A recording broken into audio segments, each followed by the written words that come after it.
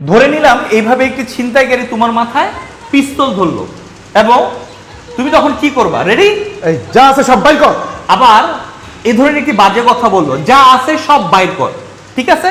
তখন তোমার প্রথম কাজ হবে একটা পা সামনে এগিয়ে নেওয়া এবং হেড ডাউন। দেখো পিস্তলটা উপরে উঠে গেছে।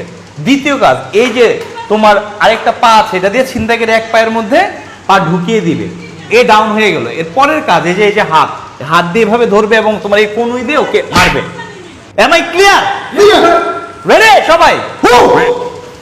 আচ্ছা ওকে, আজকের আত্মরক্ষার কৌশল এই পর্যন্তই। আর তোমরা রাস্তায় ঘাটে ছিনতাইকারী ধরলে এটা অ্যাপ্লাই করবো। ওকে?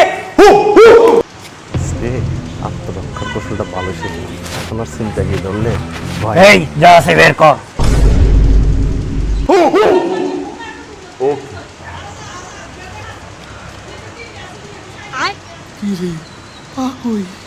পা নাই, এবার হাতটা ধরতে হবে।